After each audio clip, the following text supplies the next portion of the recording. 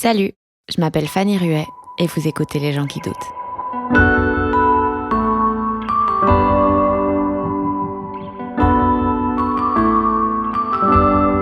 Mais en fait, le problème, c'est qu'un rêve, si tu n'en fais rien, ça pourrit dans ta tête et ça hante tout ce que tu fais. Parce que du coup, j'arrivais jamais à vraiment prendre le reste de ce que je faisais au sérieux parce qu'il y avait toujours ce truc de « ouais, mais en vrai, c'est pas vraiment ça que je veux faire », enfin, tu vois.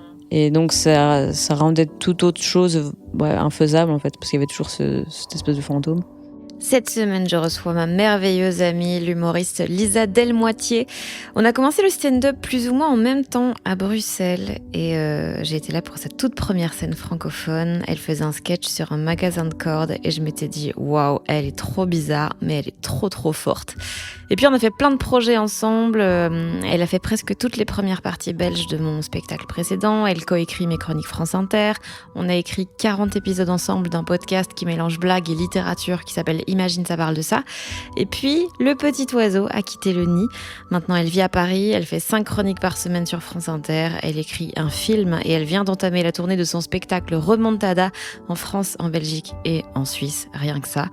Donc il était grand temps qu'on se pose ensemble pour parler de plein de choses, de comment elle fait concrètement pour écrire une chronique par jour, de sa première tournée, de faire la paix avec sa propre médiocrité, du fait qu'elle n'a pas de juste milieu, soit un truc l'obsède, soit elle ne le fait plus du tout, de compétition de powerlifting, donc c'est juste soulever des trucs lourds, du risque de s'enfermer dans des blagues de cul ou de dépression, de rapport à son corps et du film qu'elle écrit en ce moment. Je précise qu'on a enregistré l'épisode après une journée interminable. On était épuisés, donc on a vraiment 2 tensions. Mais on va bien. Voilà, j'espère que ça vous plaira. Mâche au volume de ta voix. Bonsoir. Paris. Comment ça va ? Ça va. Ça va. Je suis fatiguée. Je suis tout le temps fatiguée. Mais c'est mon... C'est ta vie maintenant. Ouais, c'est mon mode par défaut. Non, ça va. Je sais pas, je suis dans un tunnel, donc c'est un jour à la fois. Un tunnel où genre il y a une lumière au bout, même pas ? Si, il y a une lumière au bout. La mort ? Ouais. Non, attends, il y a une lumière au bout. La répétition me convient bien, en fait. Ah ouais ? Je pensais que ça te saoulait très vite. En fait, j'ai besoin de routine, mais de changer complètement de routine régulièrement, quoi. Je suis mi-routinière, j'ai besoin de changement, quoi. Tous les combien de temps ? Là, c'est Juste pour prévenir Nagui. c'est le plus long que j'ai jamais tenu. Normalement, c'est 2 ans. Ah, mais ça va, là, t'es à Paris depuis 1 an ? Même pas depuis janvier. Ah ouais. Donc, normalement, c'est 2 ans par taf. Donc, le temps nous est compté, mais... Ok. Donc, t'es à Paris depuis janvier. C'est comment ? T'as appris quoi ? J'ai appris que, en fait, je suis pas...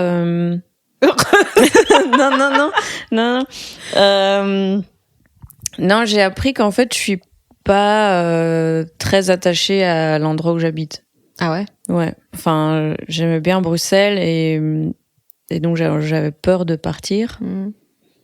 Et en vrai, après, je me suis vite habituée à être ailleurs. Et en fait, je me rends compte que même je suis pas toujours très consciente de où je suis. Genre, oh merde. Non mais ouais, je suis pas. Enfin, je sais déjà que je suis pas hyper. Je sais pas, j'ai l'impression.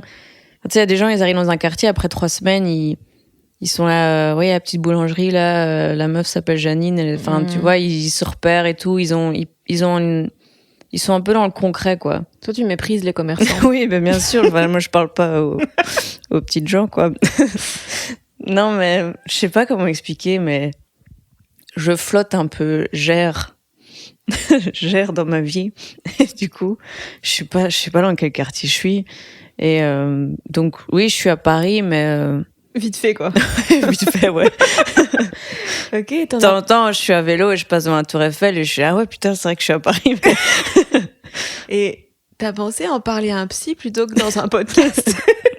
Bah oui, mais alors tout ton concept s'effondre. J'avoue. Imagine si les humoristes commencent à se soigner.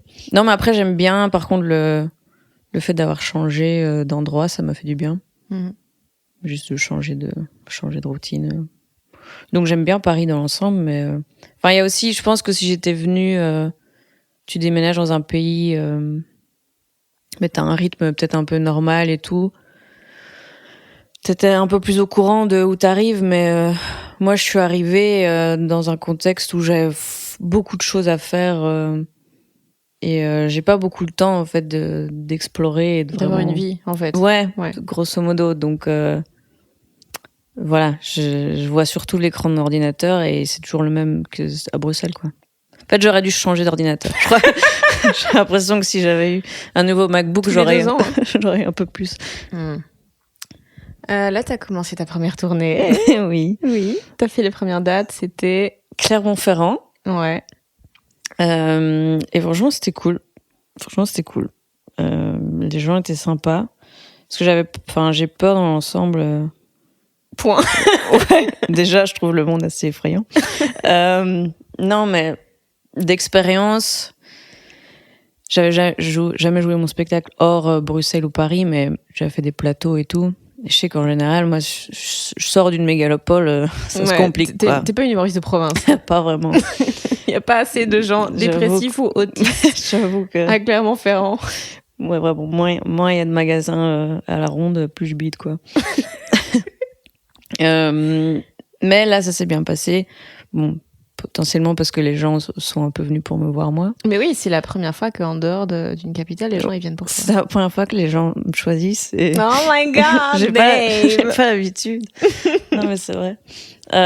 Donc c'était bien, les gens étaient chauds. Et ouais, c'était cool. Et même mon spectacle... Il est super. Franchement, venez le voir. Non, mais parce que ça fait quand même un petit temps que je le joue et j'espère vraiment que les prochains, je les jouerai pas si longtemps parce que je pense que c'est pas bon. Ah mais ça, c'est le premier, c'est ouais, normal. Voilà. Et du coup, j'avais un peu peur de... Enfin, le cycle de la blague, il est quand même un peu cruel, quoi. Le moment où toi, tu kiffes la blague... c'est qu'elle est même pas encore à maturité. Ouais. Et le temps qu'elle soit bien, toi, t'en as marre, mais c'est à ce moment-là qu'il faut la vendre. Enfin bref, c'est un drôle de truc. Mais en vrai, là, j'ai du plaisir à raconter des conneries que pourtant j'ai écrites il y a un petit temps, quoi. Et tu kiffes être dans d'autres villes où tu erres aussi? En fait, je m'étais dit... moi, j'avais vraiment hâte de la tourner parce que j'aime bien voyager seule, donc je me dis, vas-y, c'est une vie pour moi. Ah, tu y vas toute seule? Ouais. Ok. Et donc, quand j'imaginais une tournée, je me disais, je pourrais... j'aurais 24 heures dans des villes à aller explorer et tout. Sauf que bon, là, le contexte est que j'ai les chroniques en même temps.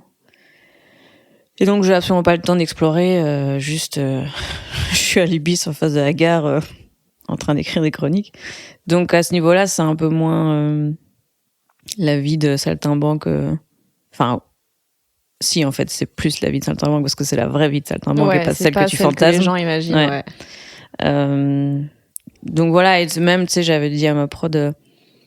quand genre réserver les trains et tout, j'étais plus tard dans la journée, comme ça la journée j'ai le temps d'explorer, quoi. Genre, non, au final la journée je suis juste à l'Ibis, quoi. Mais qui te met dehors à 11h. Ouais, c'est ça. Mais du coup j'ai dit, est-ce que je peux rester après le check-out? Ouais, donc il y avait juste moi dans le hall avec la meuf qui aspirait, donc je devais lever mes pieds en écrivant. À qui tu ne parles pas, on le rappelle. Non, bien sûr. À un moment elle m'a regardé dans les yeux, je fais, attends, tu sais pas qui je suis? C'est normal, mais peu importe. Mais moi, je trouve ça très important d'être une connasse avant d'être connue. Oui, non, mais tu vois, il faut pas que tu changes en devenant connue. Tu vas à la femme, va pas me changer. Une des questions qui revenait très souvent sur Instagram, parce que j'ai demandé est-ce que vous avez des questions pour Lisa. Et la question qui revenait tout le temps, c'est comment tu fais pour écrire 5 chroniques par semaine? Et la réponse est claire, c'est que tu n'as pas de vie. Non. Et que tu détestes ton présent. C'est vrai que j'ai pas beaucoup de vie, mais comment je fais pour écrire en termes d'heures, c'est de la même manière que d'autres personnes font leur job à temps plein. Voilà. Donc mais c'est un truc qui nécessite quand même de se renouveler tout le temps. Ouais. Oui, c'est vrai. Après, il y a l'avantage que moi, c'est des chroniques thématiques. Enfin, c'est un thème imposé et ça structure de fou. que des chroniques libres, tu perds déjà 3 heures à chercher un sujet. Ici, ici c'est limité. Et voilà, à force, j'ai quand même ma méthode, quoi. Qui est Alors je peux dire précisément. J'essaye de passer 4 heures par chronique. Ouais. Donc j'ai 1 heure pour genre regarder le film, lire le livre, machin. Ouais.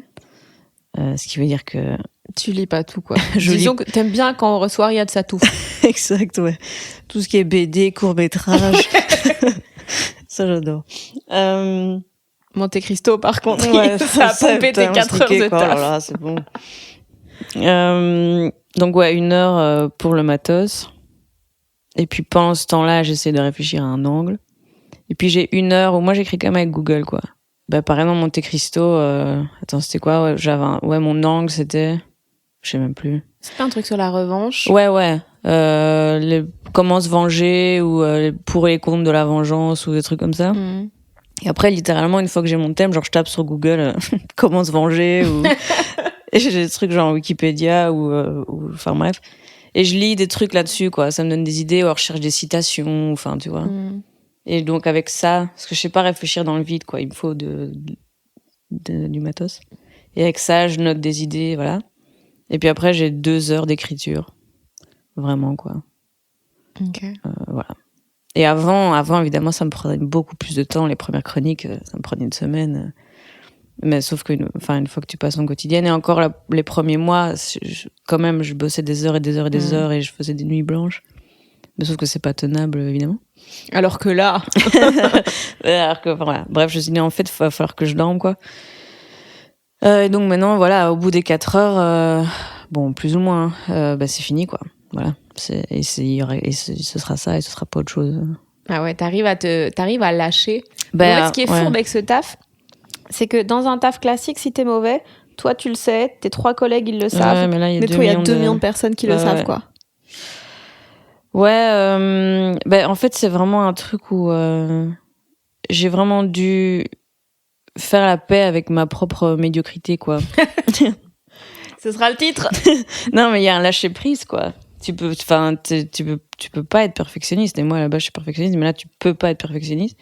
Et du coup, bon, après, il y a quelque chose un peu traître aussi, et que j'ai aussi un peu au stand-up, c'est que, allez, quand tu commences la scène, t'espères que toutes tes scènes sont incroyables.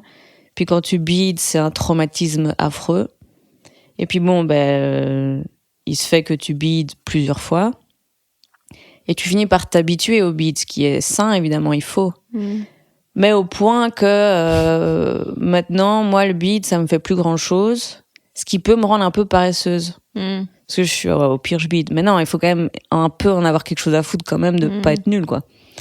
Et bon, moi, avant, l'idée de faire une chronique nulle me tenait éveillée la nuit. Sauf que j'en ai fait des chroniques éclatées. Tu les mettras en lien. Enfin, top 5. Top 5. Et en fait, tu fais une chronique atroce où c'est dans le studio, t'as envie de crever, tu te dis que 2 millions de personnes vont se dire que c'est nul, tu vas en commentaire et les gens disent en effet, j'arrive pas à croire que c'est avec notre argent.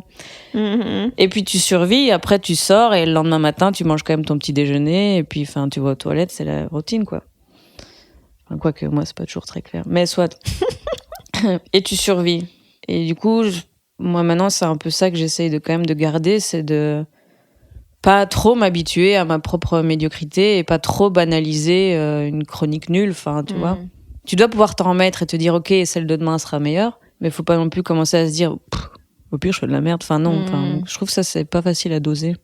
Mais bon, après, je taffe et j'en ai quelque chose à foutre, mais... Donc, comment je fais c'est de la discipline, c'est de la routine, mais j'ai pas beaucoup de vie, quoi. Mais toi, t'as un rapport à la discipline assez... T'as zéro juste milieu, j'ai l'impression. Ouais. Genre, t'es giga carré, tu fais... Là, on était donc à New York ensemble début juillet. On a fait du sport tous les matins, ce que je n'aurais jamais fait toute seule, alors que c'était super, mais jamais j'aurais réussi à me convaincre. Toi, il n'y a pas de peut-être pas. Non, c'est là, quoi. Ouais. Bah déjà, moi, j'aime bien souffrir. Mais vraiment. On y reviendra. Plein de contextes. Non, mais c'est vrai que je sais pas. J'ai quand même, je sais pas, j'aime bien. Enfin, c'est pas que c'est pas le mot j'aime bien, mais quand même, j'ai 32 ans.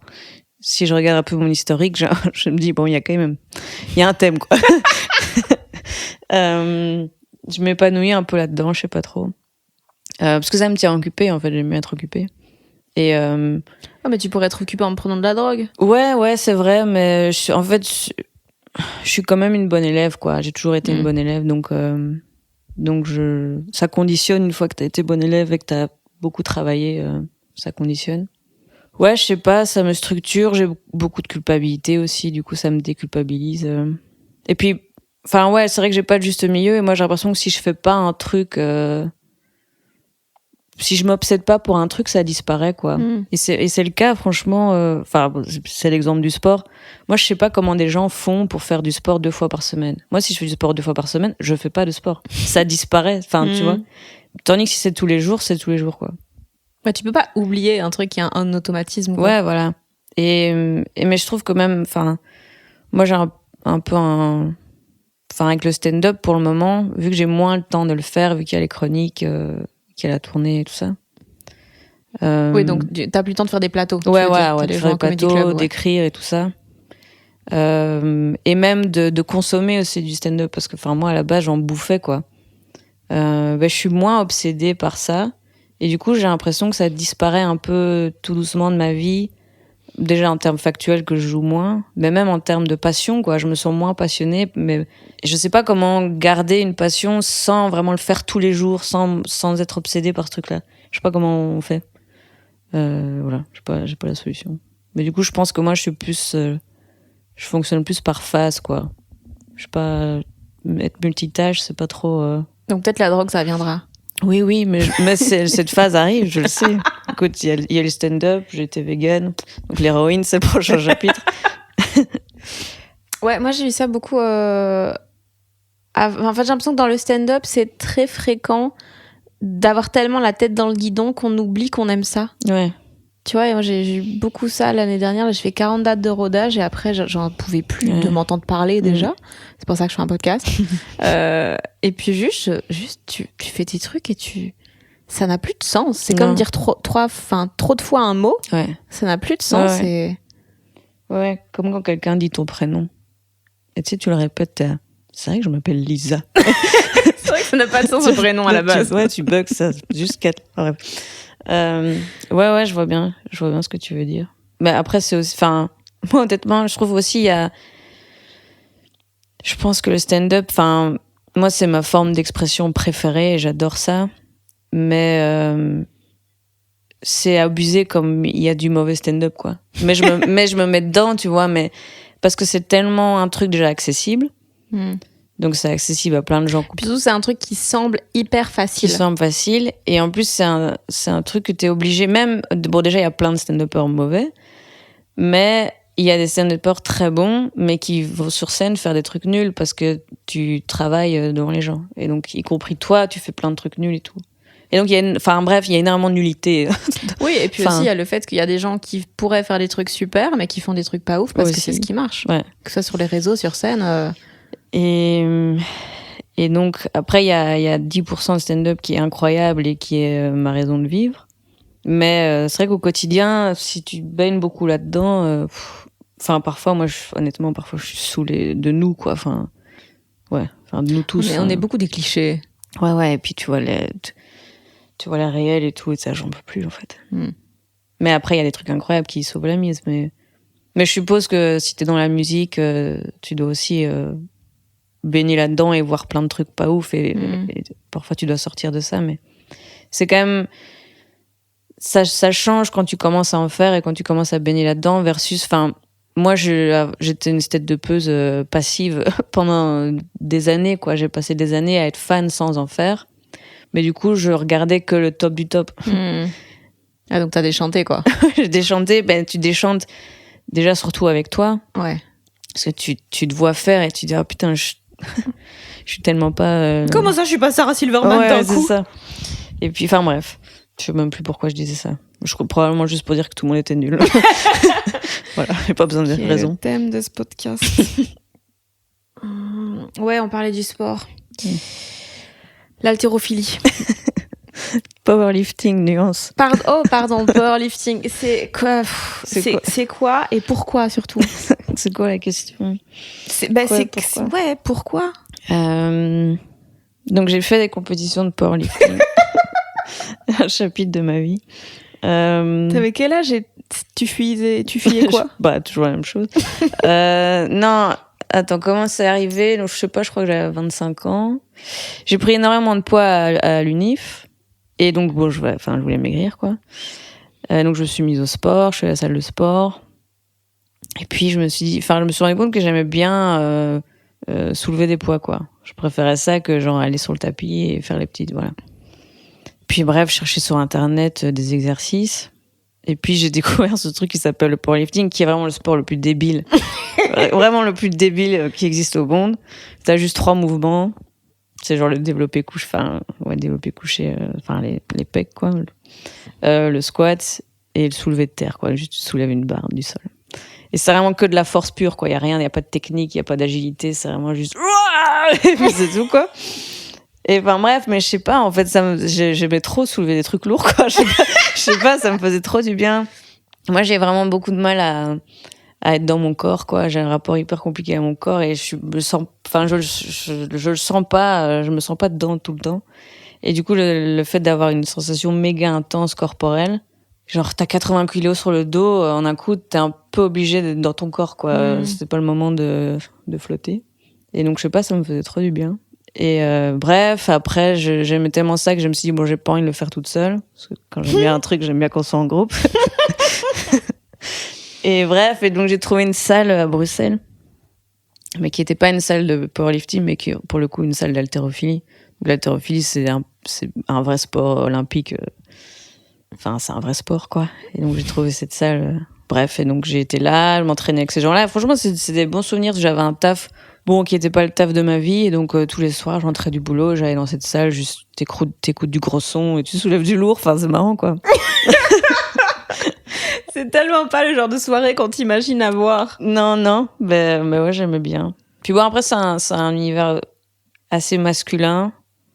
Et voilà, et donc j'ai bien aimé. Puis c'était aussi un truc que j'ai fait de façon obsessionnelle aussi. Donc, moi, j'aime bien me mettre des fixettes. Et donc là, c'était une fixette. Mais après, ça n'a pas duré super longtemps. J'ai fait genre une saison de compétition. Non, ouais, t'as fait de la compète. Moi, j'ai fait de la compète. Ouais, c'est pas juste t'as soulevé les trucs le soir, c'est tu t'es dit, je veux soulever plus que toi. Ouais. Bon, après, ça va vite, hein. Enfin, je veux dire, c'est des petits mondes, donc t'es vite là. Bon, il y a des petites compétitions. Et puis c'est des petites compétitions, mais après, c'est vrai que c'est à voir quand même. C'est un délire. Je me suis toujours dit qu'il faudrait un film sur cet univers-là. Enfin, il y a déjà eu des films sur plus le bodybuilding, mais parce que c'est aussi bien glauque, encore plus glauque probablement comme univers, mais ça, ouais, c'est juste, je retrouvais des compétitions à genre Lessines, trou de cul de la Belgique.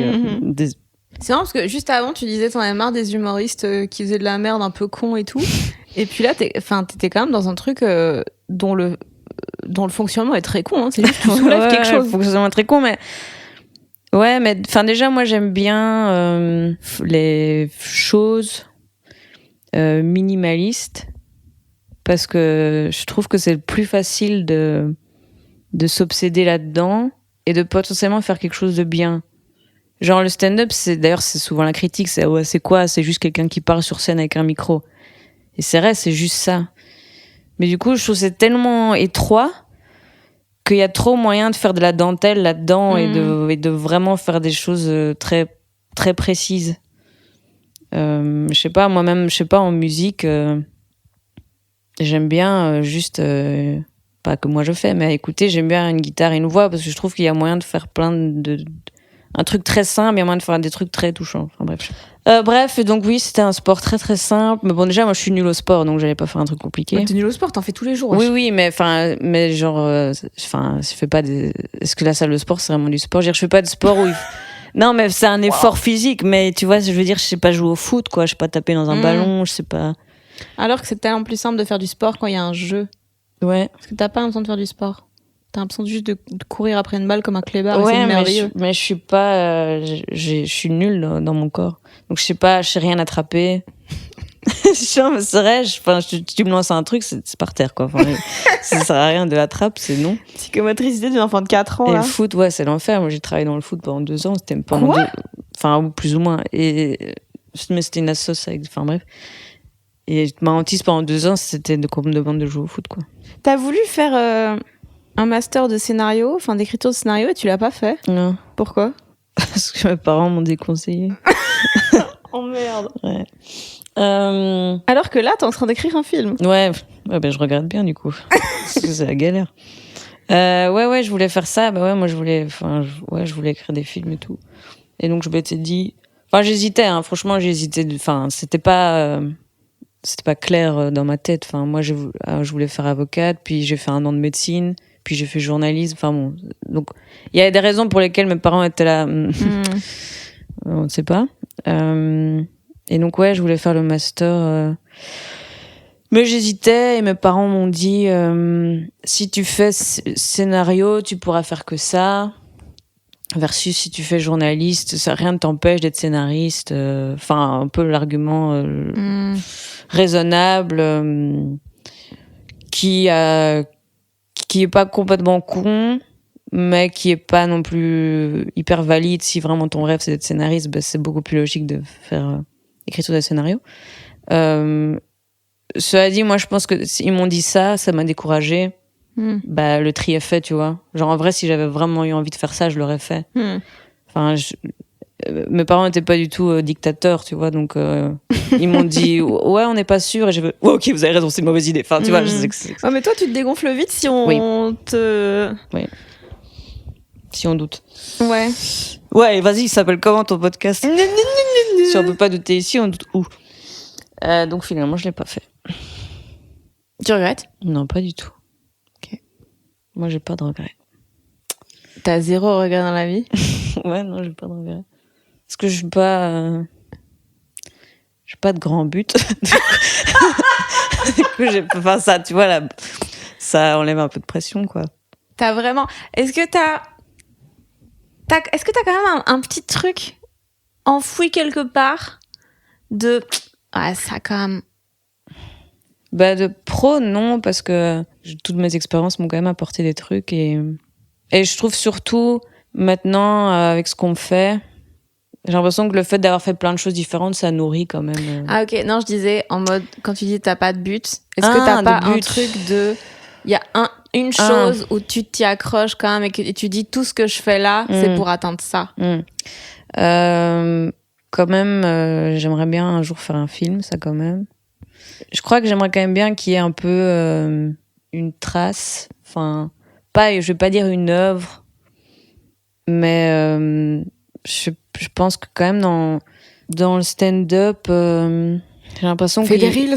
Ouais, non, mais je sais pas, dans le stand-up, il y a... tout est très diffus et surtout encore plus maintenant. Bon, limite avant c'était un peu plus clair. Les humoristes avaient genre des albums ou enfin. Bon, déjà maintenant ici si t'as une capta, il y a un peu plus une trace. Mais je sais pas, je suis un petit peu accrochée à l'idée d'avoir déjà un spectacle, 1 heure, enfin quelque chose qui reste un petit peu quand même. Versus, enfin parce que c'est par exemple ce que je me dis avec les chroniques, c'est moi j'aime bien le faire en soi, j'aime bien l'exercice, moi j'aime bien écrire des blagues. Mais parfois je me dis c'est quand même beaucoup de matos qui juste disparaît, tu vois, voilà. Ouais, tu vas jamais ressortir tes blagues sur Agnès Jaoui qui fait un film sur la dépression en 2024. Exactement. Donc parfois je me pose un peu cette question-là. Mais dans l'ensemble, non, j'ai pas vraiment de but. Et t'en avais avant? Jamais vraiment, non. Non, enfin, j'ai plus un truc, j'ai pas de but précis, j'ai plus des réflexions un peu existentielles de comment j'ai envie de vivre ma vie, quoi. Genre, j'ai envie de vivre plein de trucs, j'ai envie de tester plein de trucs. J'ai vraiment envie d'arriver au bout en me disant, oh putain, j'ai vraiment tout testé, enfin, tu vois. Mais donc, du coup, je pense que vu que j'ai un peu un esprit comme ça, je pense pas que ce soit la bonne mentalité pour vraiment avancer droit et grimper, enfin, tu vois. Ouais, tu vas être horizontal plutôt que vertical, quoi. Ouais, je me disperse facilement, gère beaucoup, donc je pense pas que je vais avoir une carrière hyper ascendante. Non, d'un côté, enfin oui et non, parce qu'il y a des gens qui sont très forts éparpillés, qui ont fait des trucs de ouf. Ouais. Genre Donald Glover et tout. J'ai cru que t'allais dire Trump. Donald En vrai, Trump. hôtel. Et businessman, bah, président, facho. Ouais. Non, et Donald Glover, Childish Gambino et tout. Enfin, il y a Ouais, c'est vrai. audiovisuel, C'est vrai, je pourrais blague, rapper. musique. T'as plus qu'à rapper, quoi. Bah écoute, on y va. Bon, pas maintenant, mais. Mais le cinéma, c'est vrai que je pensais que t'aimais plus le cinéma que le stand-up. Je sais pas trop. Non, je crois quand même pas. Je trouve le stand-up plus touchant, quoi. Ah ouais? Ouais, quand même. Mais c'est plus rare que ce soit touchant. Ouais, c'est plus rare. That's what makes it precious. Ouais, franchement, mais oui. En fait, il faudrait remercier chaque stand-upper nul. Parce que ça rend... Non, c'est vrai. On mettra les remerciements en bio. Ouais. Bah, y compris nous-mêmes, quoi. Enfin, je veux dire... Oui, on est les stand-uppers nuls de quelqu'un. Oui, voilà. Et, On mettra aussi les noms en bio. Oui, voilà. Donc ouais, ça me touche quand même plus, mais...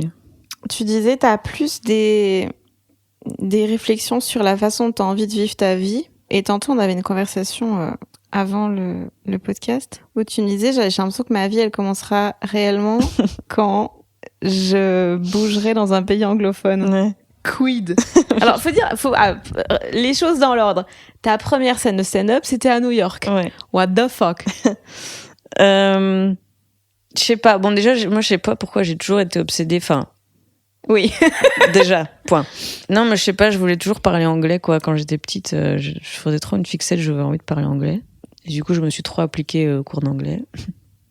Puis genre, mon tout premier taf, après l'uni, je voulais absolument travailler en anglais, donc c'était un taf en anglais. Enfin bref, je sais pas, j'ai toujours un peu fait une fixette là-dessus. Après, bah, c'est pas Virginie Fortin qui a une blague sur le fait que selon les langues que tu parles, t'as différentes personnalités. Enfin bref, je sais plus, quelqu'un a un truc là-dessus. Et moi, franchement, je me préfère en anglais, quoi. Vraiment, si vous me connaissez en anglais, ce serait ouf. Je trouve que je suis plus marrante, je suis plus extravertie. Mais parce qu'il y a un truc de c'est pas ta langue. Ouais, mais il y a un truc de mise à distance de toi-même Ouais. et au pire, c'est pas grave, je retourne chez moi. Ouais.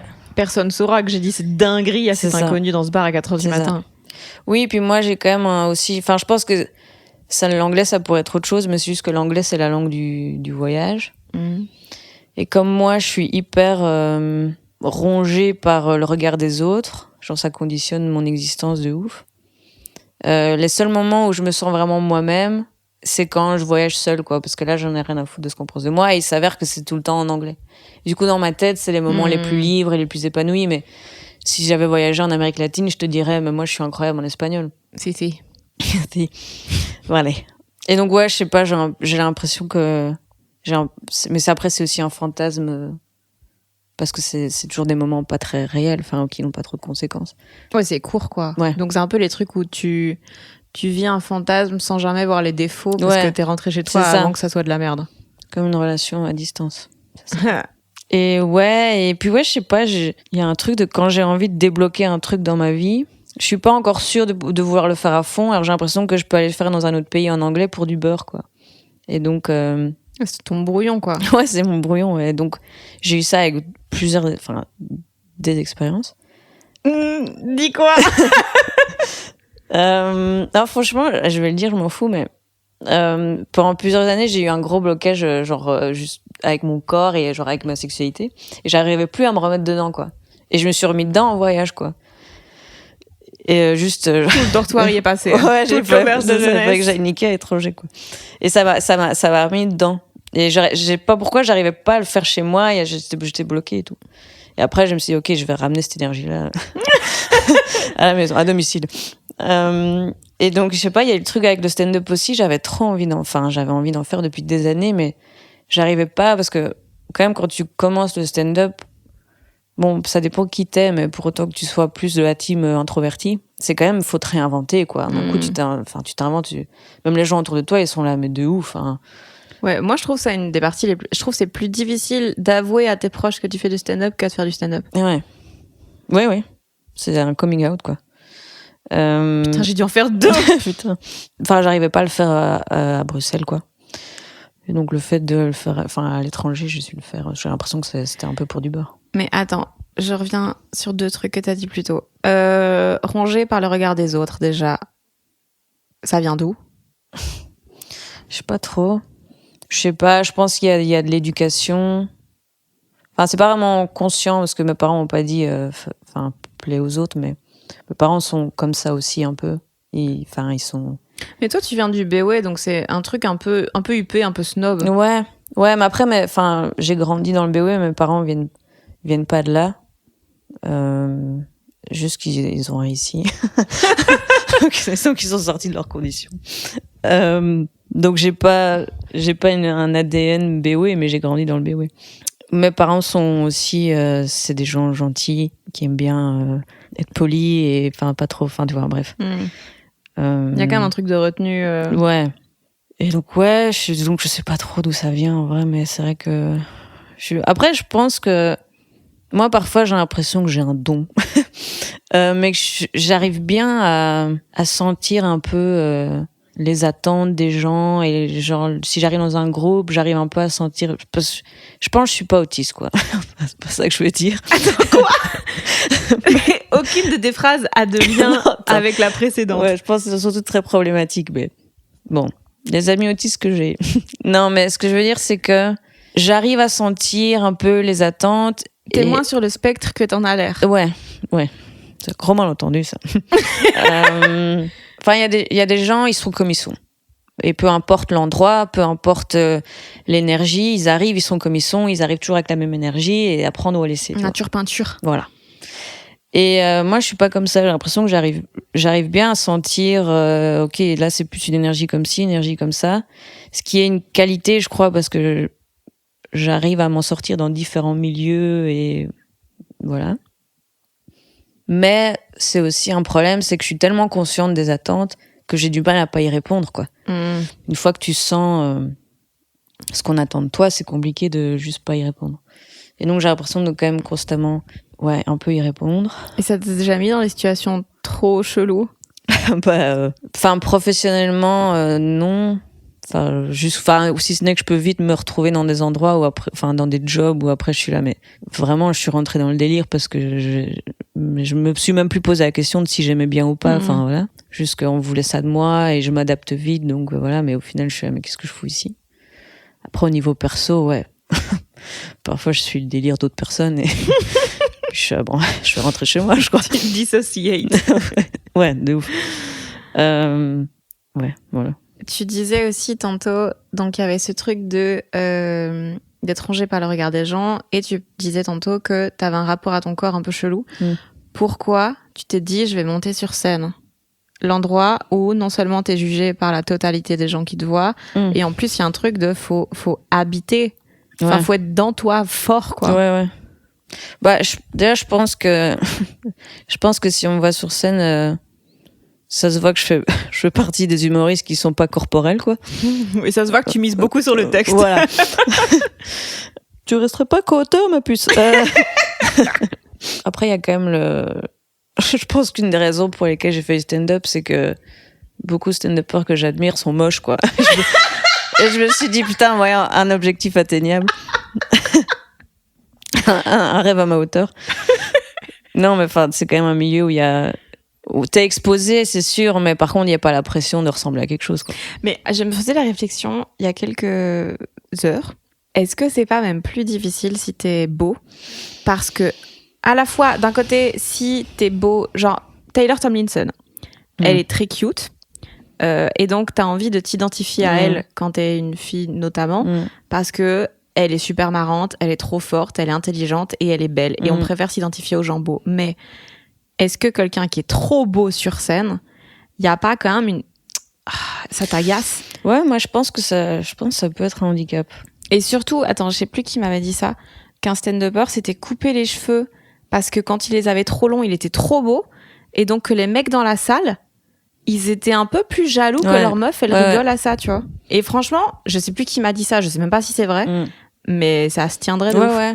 Je me demande, pour le coup, si c'est pas même plus dur d'être un mec beau. Ouais, sûrement. Parce que les mecs ont plus d'ego si leur meuf rigole. Ouais, que les filles sont un peu plus malines. Dans le public, je veux dire. Mais sur scène, oh les connes. Ouais, en tout cas, je suis pas sûre son avantage. Et puis même, bon, il y a aussi de manière générale, le stand-up, tu dois être relatable, quoi. Enfin, les gens vont pouvoir s'identifier.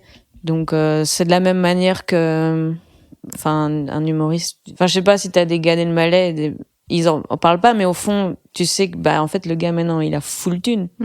Et donc, même dans certaines blagues, enfin, tu dois un peu oublier ça, parce que si tu réfléchis au fait qu'il a une vie de ouf, bah, tout à coup, tu te projettes moins dans les blagues aussi.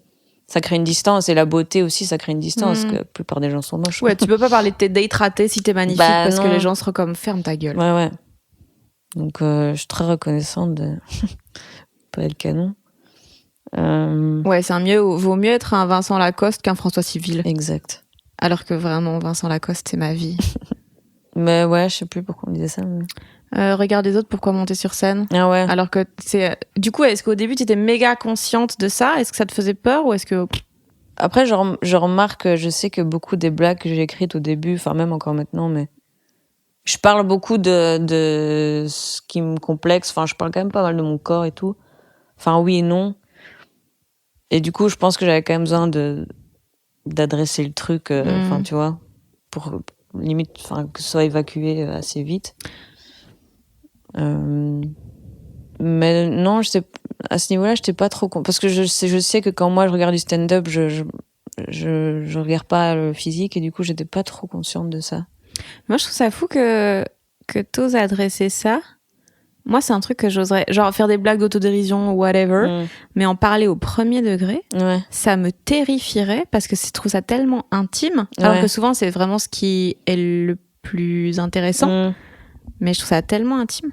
Ouais. Après, je dis ça, mais je pourrais en dire beaucoup plus que ce que j'en dis. J'en parle vraiment timidement quand même, mais juste pas par pudeur, mais parce que c'est pas facile de rendre ça drôle. Non, c'est vrai. C'est juste, si j'avais le matos, je le ferais, mais. Bah non, par contre, moi, j'ai pas de problème enfin, de manière générale, j'ai une petite tendance à oversharing, quoi. Donc ça, c'est pas... Ouais, mais tu overshare les trucs... Ouais, non, les trucs très intimes aussi. Ouais, si, beaucoup trop. Après, moi, il y a aussi que... Je pense en grandissant, une de mes peurs les plus fortes, c'était l'humiliation. J'ai tout le temps peur, mais des peurs irrationnelles, qu'on se moque de moi. Ouais. Mais vraiment, je sais pas, j'avais toujours peur je sais pas, moi, par exemple, si un garçon me draguait, j'avais trop peur que ce soit un pari, tu vois. Enfin, j'avais toujours ce truc j'ai peur qu'on se soit... T'as déjà eu ça à l'école? Ben, en vrai, oui. Ouais, moi aussi. Ouais. Enfin, c'était pas un pari, mais c'était c'était genre... C'était un prank, quoi. Ouais, c'était en primaire, et un mec qui m'avait fait une déclaration d'amour. Et puis donc le lendemain, j'étais hey, et il était non, mais c'était une blague. Et franchement, ça m'a trauma. Et donc vraiment, l'humiliation, c'est une de mes plus grandes peurs. Et en même temps, si je regarde ma vie, j'ai l'impression que c'est ce qui me fait le plus peur, et c'est ce que je recherche le plus, parce que quand même le stand-up, c'est quand même beaucoup d'humiliation. Enfin, c'est pas tu remets ton honneur en jeu. En tout cas, c'est une potentielle humiliation chaque soir, quoi. Quand tu fais pas rire quelqu'un alors que t'arrives en disant je vais te faire rire, c'est humiliant, c'est gênant, c'est de l'humiliation. Et donc, c'est un peu bizarre que j'ai recherché ça.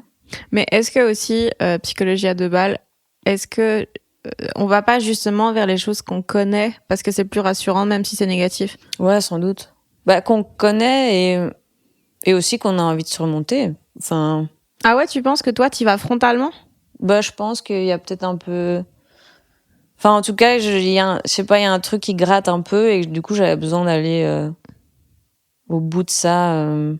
Et j'ai quand même l'impression que avec le stand-up, d'année en année, j'ai de moins en moins peur de l'humiliation, mais parce que justement, je me suis humiliée et que j'ai survécu. Maintenant, avant tu le subissais, maintenant t'as le contrôle, quoi. Ouais.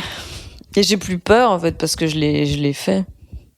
Enfin, tu vois, c'est genre thérapie par l'exposition, quoi. Ouais, c'est genre, qu'est-ce que tu vas m'humilier plus? Ouais, vraiment, mais tu peux rien faire. Moi, j'ai perdu mon ego en 2018. Tu peux pas me toucher, quoi. Ouais. J'ai l'impression qu'on a eu un peu un problème assez similaire au début. C'est de faire énormément de blagues, justement, autodénigrantes. Ouais. Et c'est très dur de pas s'enfermer là-dedans. Ouais, à fond. Et surtout qu'au bout d'un moment, ça saoule les gens même. Ouais. Qui sont comme, hé meuf, Ouais. t'es pas là pour nous déprimer déjà. Ouais, puis c'est très égocentrique. Oui, notamment. Comment t'as fait pour sortir de ça? J'en suis pas sûre d'en être sortie. Hein. T'es quand même moins qu'avant, j'ai l'impression. Ouais, quand même moins qu'avant. Parce qu'il y a quand même un moment, t'as fait le tour. Enfin, Non. bon, il y a deux. Ouais, non, c'est pas vrai. Moi, chaque année, j'ai des nouveaux trucs avec lesquels m'humilier. Hein. Je crois qu'il y a un peu. Après, il y a quand même aussi, objectivement, il y a des modes dans le stand-up aussi. Parce qu'il y a eu cette mode-là aussi. J'ai même Louis C.K. c'était beaucoup ça. Blanche Gardin, il y a des modes aussi. C'est peut-être de manière générale un peu moins la mode et même en dehors de l'humour, mais on est quand même dans une période un peu plus empowering et tu vois. Ouais, mais le stand-up, ça restera toujours un truc de loser, non? Ouais. Et puis moi, je pense qu'aussi je me rends compte qu'il y a si tu fais une blague sur ton set autodérision, ça va, mais si c'est 10 minutes là-dessus, les gens sont mal à l'aise. Et puis il y a un curseur aussi de si tu fais de l'autodérision, mais que vraiment ça se voit que ça va pas trop pour toi, en fait les gens ont de la peine. Ouais. Ah, l'empathie qui cache nos spectacles. C'est ça. Mais vraiment, une fois t'as envie d'un haha et t'as un oh, et t'es là, non, mais vraiment c'est pas ça que je cherchais. Il y a ça, et puis il y a aussi, c'est pas énorme, mais moi je pense que quand j'ai commencé le stand-up, l'image que je projetais, c'était peut-être plus facile de se dire ok, je comprends qu'elle se rabaisse. Mais maintenant, je suis peut-être naturellement, j'ai plus confiance juste dans mes blagues et parce que ça fait. Oui, t'as une petite carrière. Voilà. Tu fais ça depuis longtemps. Et donc, je pense que c'est peut-être aussi moins crédible. Peut-être quand tu te rabaisses, et peut-être les gens sont un peu là, c'est comme quand Gad Elmaleh il parle de chercher de la monnaie, quoi. Exact. C'est ça. Et puis honnêtement, je me suis quand même plus épanouie que quand j'ai commencé. Et donc, naturellement. Il y a peut-être moins de blagues où je me rabaisse qu'avant parce que j'ai peut-être moins le besoin de me rabaisser aussi. Ton premier sketch en français, j'étais là oui. Et je trouve ça trop marrant de dire les coïncidences et tout. C'était un sketch sur une corderie. Donc un magasin qui vend des cordes et tu te demandais si les vendeurs ils étaient bien conscients que 90% des gens à qui ils en vendaient, c'était pour se pendre. Oui. Je comprends pourquoi tu dis que tu vas mieux aujourd'hui. Ouais. Pourquoi ce thème-là? Parce que vraiment, déjà, c'est un magasin qui est flashant, pour le coup, qui est à Bruxelles. Juste la devanture, il y a une espèce de vache. Bref, c'est un drôle de magasin. Et puis leur site internet est hallucinant.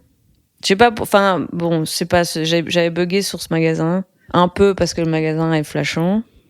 Un peu parce que ça allait pas trop. Et donc, j'étais rentrée d'un nouvel an affreux. Je m'étais humiliée d'ailleurs, avec un garçon, bref. Et j'avais bu, et j'étais déprimée.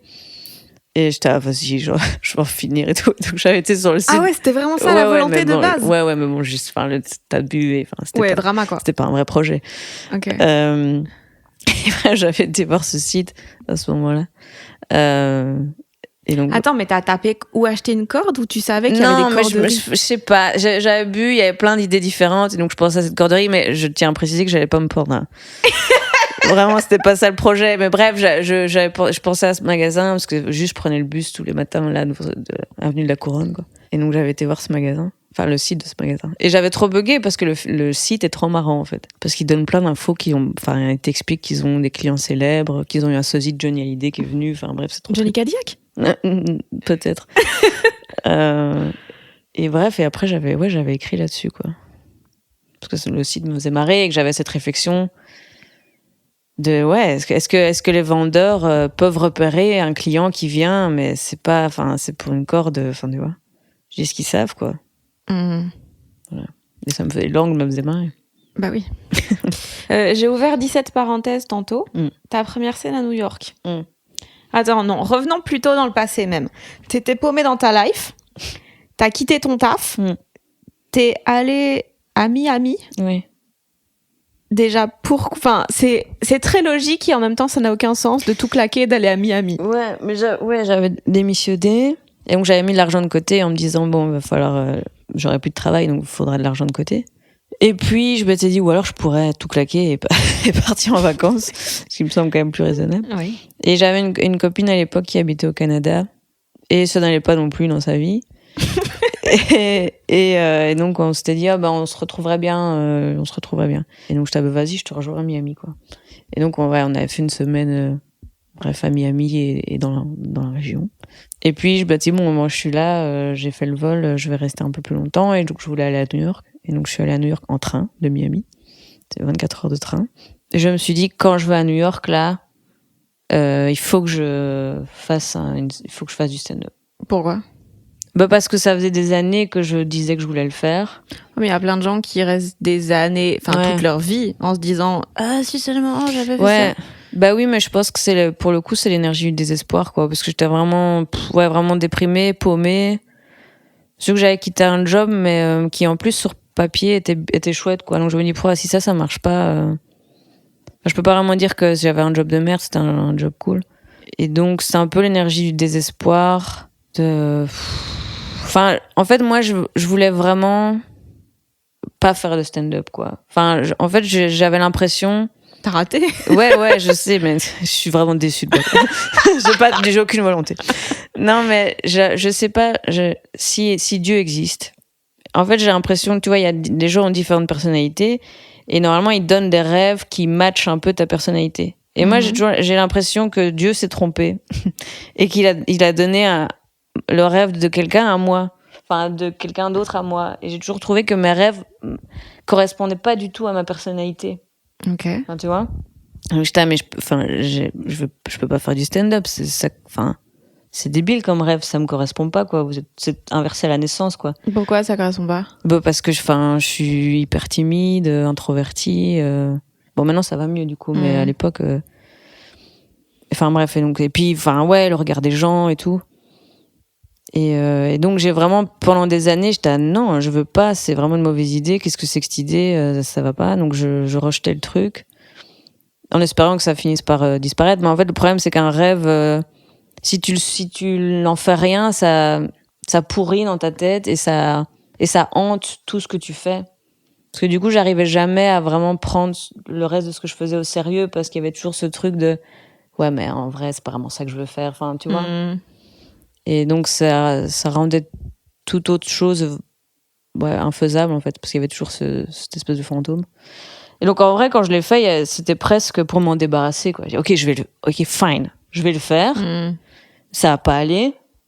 Mais comme ça, je m'en serais débarrassée, on aura vu que c'était n'importe quoi. Et moi, évidemment, la première fois, ça se passe bien, parce que ça se passe toujours bien. Ça se passe souvent bien.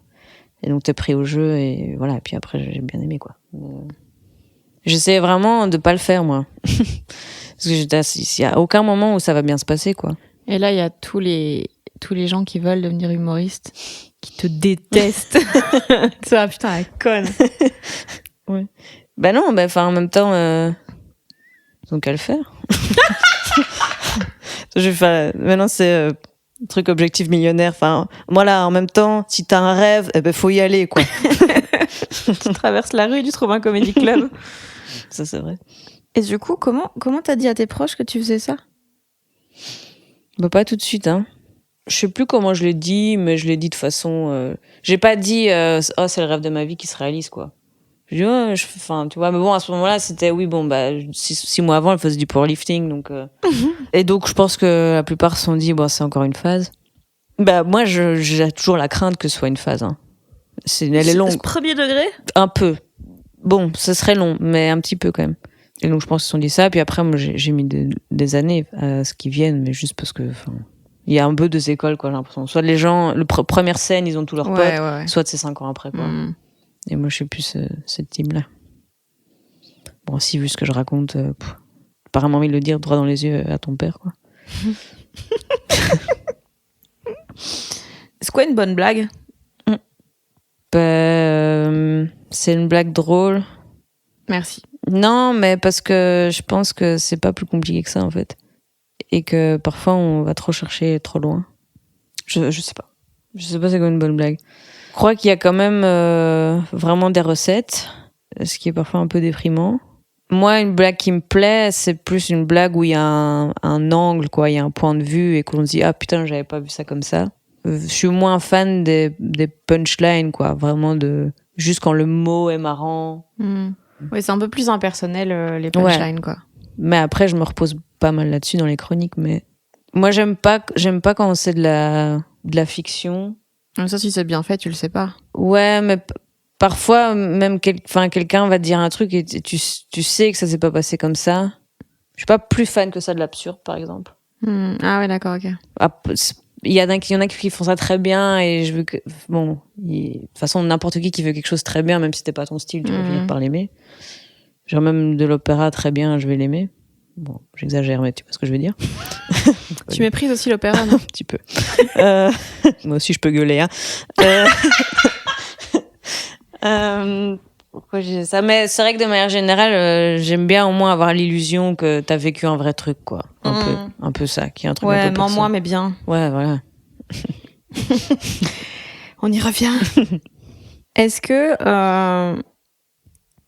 vu que t'es très geek des farces et que t'as regardé énormément de stand-up, t'as senti qu'à un moment tu pouvais tomber dans un truc un peu puriste de je vais rôder mon 5 minutes pendant 3 ans pour faire le meilleur truc possible, parce que les Américains c'est comme ça qu'ils bossent concrètement.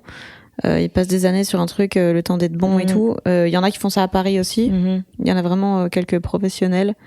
Et c'est vraiment enfin c'est pas mieux ou moins bien, c'est juste deux façons totalement différentes de bosser, quoi.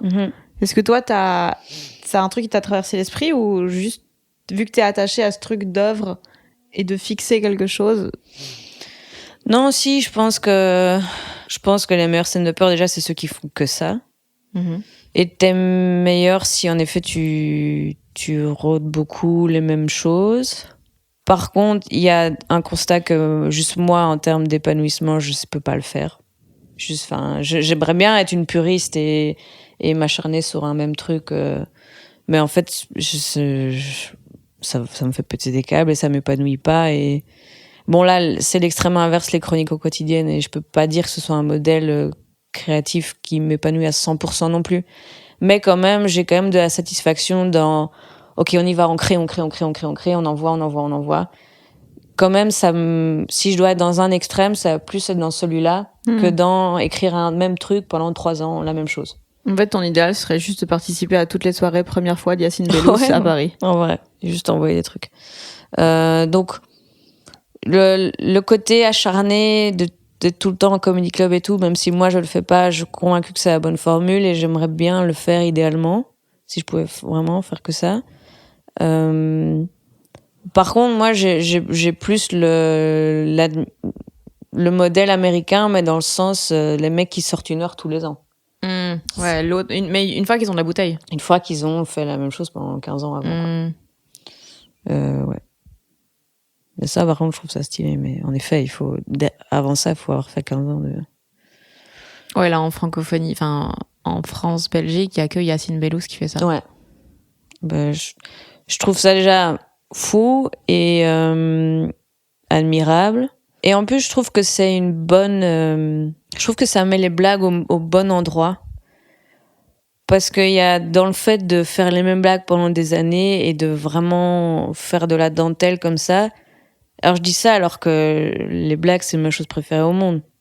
Deuxième. Mais je trouve que dans le truc de le faire comme ça pendant des années, je suis un peu là, c'est qu'une blague. Hein. Enfin, il y a un moment, let it go, quoi.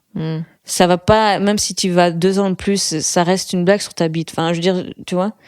Tandis que dans le fait de, ok, tu sors du matos en 1 an, c'est-à-dire que t'as beaucoup bossé. Mais t'as beaucoup bossé, sachant que, bon, c'est une blague, quoi. On va pas non plus y passer 6 ans, je suis pas en train d'envoyer une fusée sur la Lune, quoi. Mais est-ce que t'as l'impression aussi que les gens qui font que ça, ils se coupent un peu du monde quand même? Bah ouais. Moi, j'ai l'impression que quand tu passes toutes tes soirées en comedy club et que tu ne fais qu'écrire des blagues, déjà ton cerveau, il se formate pour à chaque fois penser, ok, qu'est-ce que je peux faire de ça? Et puis juste, t'es plus en contact avec la réalité parce que à partir du moment où ton travail, c'est uniquement de gagner de l'argent avec des blagues, Oui, de quoi tu vas parler. Et puis tous les gens que tu fréquentes, c'est que des humoristes qui sont quand même des gens bien particuliers. Oui. Ouais, bon, après, c'est aussi pour ça que dans la plupart des spectacles de stand-up américains, t'as un quart d'heure sur le fait qu'ils prennent l'avion. Parce qu'ils font prendre l'avion pour aller jouer dans des comedy clubs. Enfin, tu finis par parler un peu toujours de la même chose. Et d'avoir aussi cette musique de comedy club qui fait qu'il n'y a pas des formats très différents. Et c'est pour ça que je trouve que c'est pas mal aussi à Bruxelles qu'il y a, j'ai l'impression, encore aujourd'hui, une plus grosse diversité de types d'humour. Ouais. Je dis pas qu'il y a un meilleur ou un moins bon niveau, mais il y a plus de diversité sur les plateaux parce que, en fait, la plupart des gens, ils viennent de chemins un peu de tous les côtés. Ouais, en fait, j'ai l'impression qu'à Bruxelles, personne sait ce qu'il fait. Ouais. Alors qu'à Paris, il y a un peu des gens où tu les regardes, tu fais ah ok, faut faire comme lui. Ouais. Et puis aussi, t'as beaucoup de gens dont c'est pas le taf, et qui du coup la journée vont aller parler à des gens de partout et avoir des expériences de partout. Et du coup, t'as encore un peu ce bordel d'histoires différentes et de façons de raconter les choses différentes. En effet, à partir du moment où t'es entouré de gens qui font que ça tout le temps, ça formate un peu, quoi. Donc il faut surtout pas que ça se professionnalise à Bruxelles, c'est ça que tu dis. Non, mais surtout maintenant je suis à Paris, donc je veux que les Bruxellois restent bien où ils sont. Pick me girl, même dans les nationalités, ouais, bien quoi. sûr. Est-ce que des fois t'as peur Oui. de t'enfermer dans des blagues, soit de la meuf dépressive, soit de la meuf qui aime trop le cul? Ouais, bien sûr. C'est pas que j'ai peur, c'est que factuellement c'est le cas. C'est le cas. Bon, après je me rassure en me disant que j'ai l'impression que tous les artistes que j'aime bien, en vrai, ils ont 2 thèmes. Mais si, moi j'ai peur de ça à mort. Il y a de la facilité. Il y a aussi que si j'avais déjà pas full chose à raconter quand j'ai commencé le stand-up, maintenant j'en ai encore moins, quoi. Parce que voilà, j'arrive pas trop pour le moment à écrire des nouvelles blagues de stand-up. En tout cas, chronique c'est différent, mais parce que là ma vie c'est que du travail. Et moi, comment je décompresse du travail, c'est juste en allant baiser quelque part, quoi. Donc ça va pas aller en s'améliorant, quoi. Enfin, tu vois, encore avant, quand j'ai commencé, j'avais quand même des hobbies. Tu vois, maintenant, tout a disparu.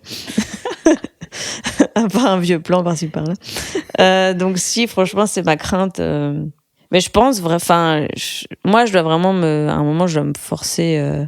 Je vais devoir me dire, ok, je peux plus parler de ça, quoi. Je vais devoir me le dire. Ah ouais, vraiment? Ouais, je pense le prochain spectacle, si je me laisse écrire librement, ça va être la même chose.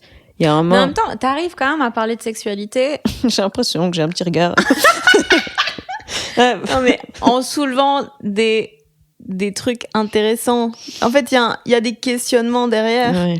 C'est pas juste bit, alors que, moi, je trouve ça marrant. Déjà, ouais. Mais il y a quand même des vrais questionnements derrière. Ouais, oui. Je trouve aussi. Je suis contente que tu le soulèves.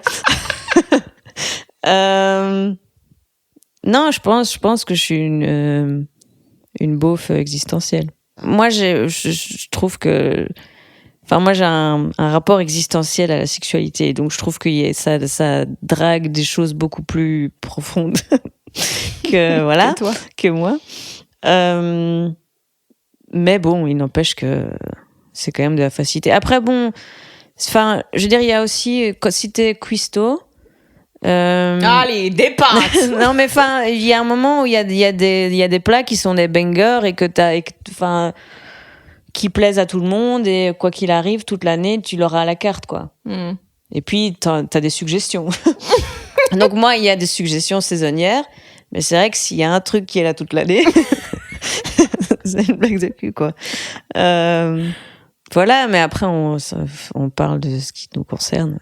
Mais si, quand même, je suis consciente de ça, et j'aime. Parfois, je me saoule en étant tout le temps là-dessus. Puis même, dans ma vie aussi, je suis meuf, je pense à autre chose, quoi.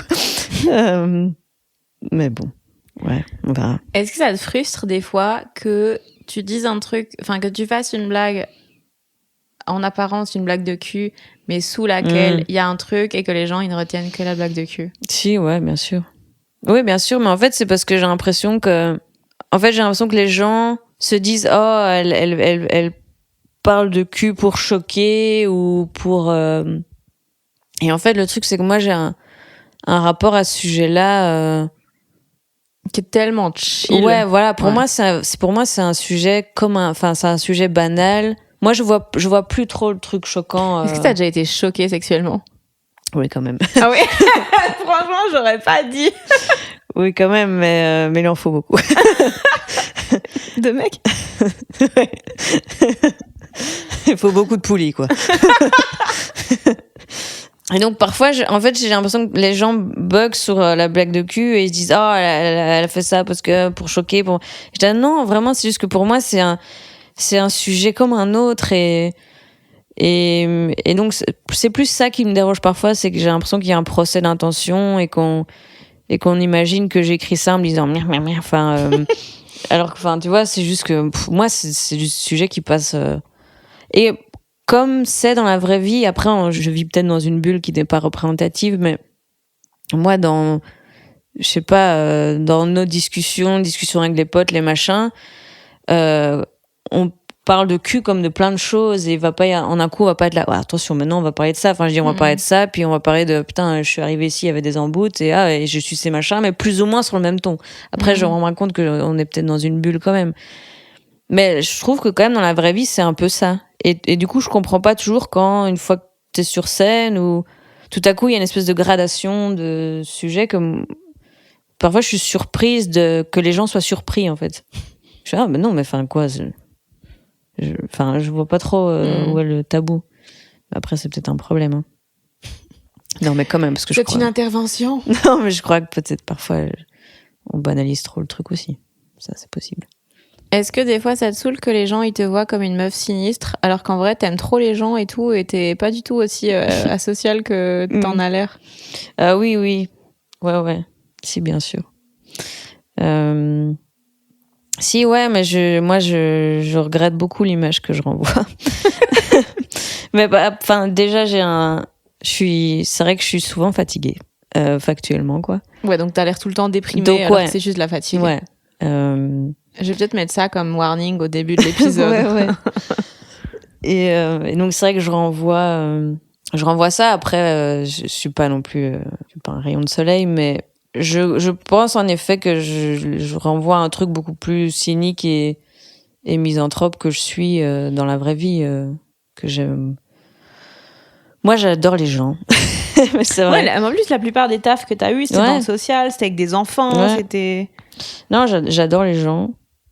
Et j'aime bien la vie. J'aime bien tester plein de trucs et tout. Enfin, tu vois, je suis pas enfermée chez moi. Donc, j'aime bien, enfin, voilà. Après, j'ai mes problèmes. Mais je vois pas les choses de façon négative, quoi.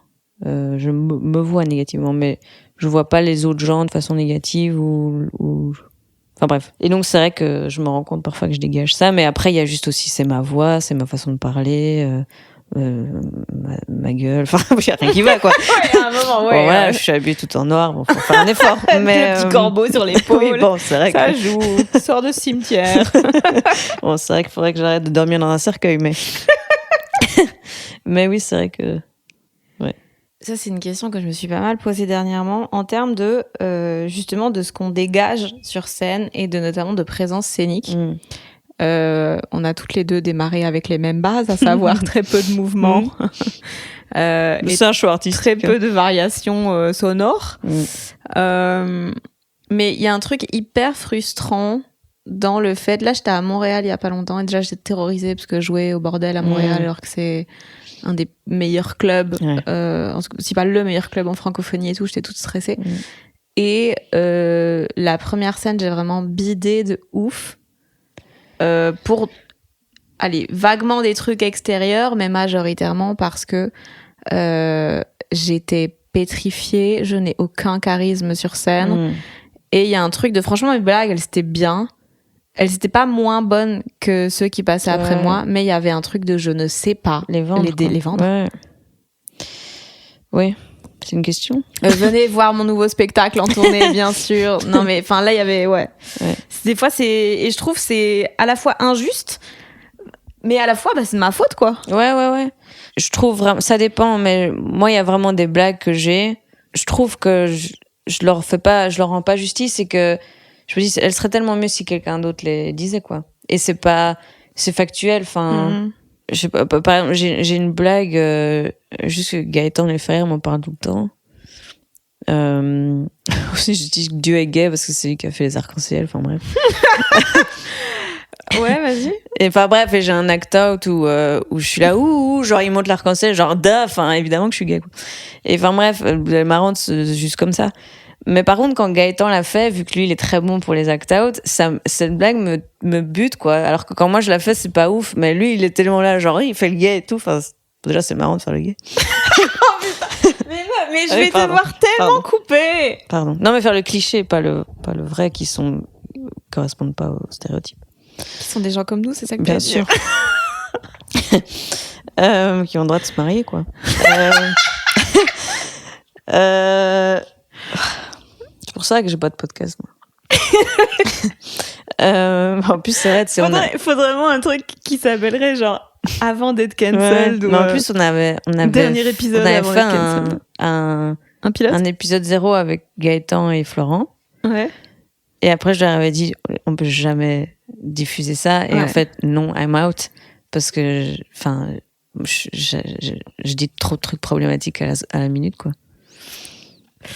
Ouais, mais en fait, ce qui est fou, c'est que quand on te connaît, on sait qu'il n'y a pas une once de problème. Mais je me doute que les gens qui te découvrent avec cet épisode doivent être un peu le cul entre deux chaises. Voilà. Donc oui, vrai. non, je vois bien ce que tu veux dire par rapport au delivery. Et surtout, j'ai l'impression que du coup, on se retrouve à devoir choisir entre rester moyen parce qu'on joue pas, ou devoir totalement changer notre personnalité. Ouais. Parce qu'en vrai, notre personnalité, c'est juste de pas être très vif et de parler tout bas. Ouais. Et quoi Ouais. Mais ouais, puis bon, aussi enfin, moi, j'ai pas encore vraiment de personnage très défini, et j'ai pas vraiment encore un public, donc je peux faire ce que je veux et changer. Mais toi-même, dans ta tête, tu te sens quand même vite un peu enfermé dans maintenant, je suis cet humoriste-là. Ouais. Et donc, même quand t'arrives dans un comedy club, tu dis que tout à coup, je vais jouer. Enfin, j'ai l'impression que tout le monde va être là, genre, what? Ce qui est con, parce que dans un comedy club, on s'en fout, parce que en général, personne te connaît, parce que les gens, ils sont venus pour voir Kev Adams au Fridge. Exact. Mais c'est vrai qu'en spectacle, il y a cette attente quand même, quoi. Moi, le nombre de fois, quand je rodais celui-ci, il y a pas mal de personnes qui m'ont dit, je trouve, il y a pas assez de blagues de cul. Ouais, t'as vite. Et j'étais là, waouh, c'est. Bon, j'en ai remis, hein. Mais vraiment, je crois que c'est quelque chose que j'entendrai jamais, ça. Non, oui, c'est vrai. Ouais, mais déjà, évidemment que les gens ont des attentes. Et ou alors on m'a dit, ouais, c'est pas assez trash. J'ai mûri. Oui, c'est ça. J'ai mûri, tu n'as pas suivi. Tu as 45 ans, remets-toi en question. Le pire mot, ça. Trash. Ouais, non, c'est assez, c'est assez bizarre de voir les attentes des gens, surtout quand t'es méga content de ce que t'as fait et que les gens ils te disent, ouais, moi je voulais un truc plus facile, en fait. Oui, de toute façon. Et puis bon, t'es clairement pas là. Toi, t'es content d'évoluer.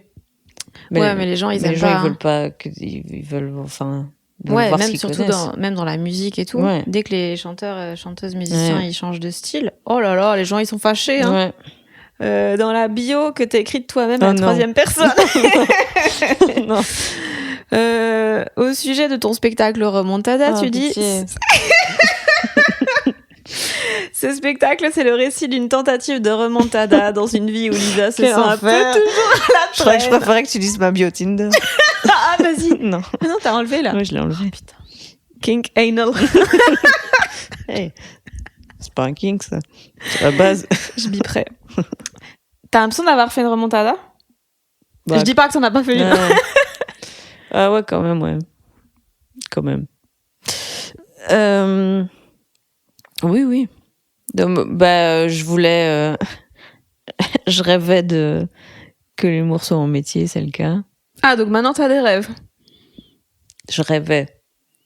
Ouais, si, j'ai dit quand même que c'était un rêve qui me correspondait pas, mais... Oui, c'est vrai que Dieu avait mal distribué. Attends, tu penses qu'il a donné le rêve qui te correspondait? C'était quoi et à qui? Ah ouais,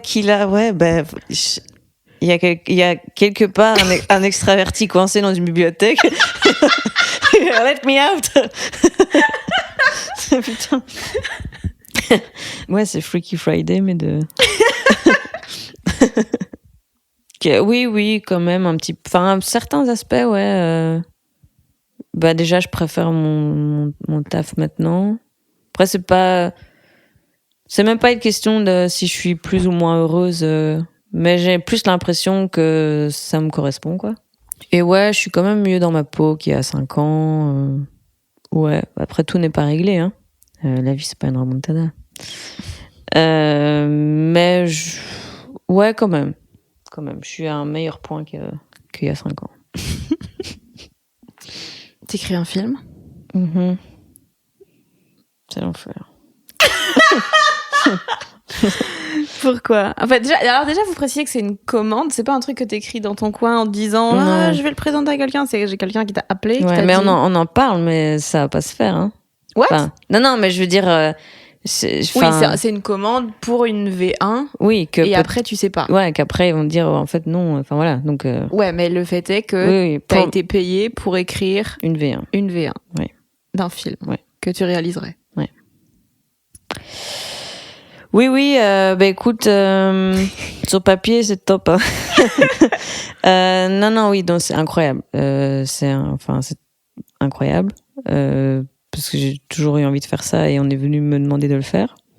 Parce qu'on a, en gros, grâce aux chroniques, quoi. Quelqu'un qui m'a entendu.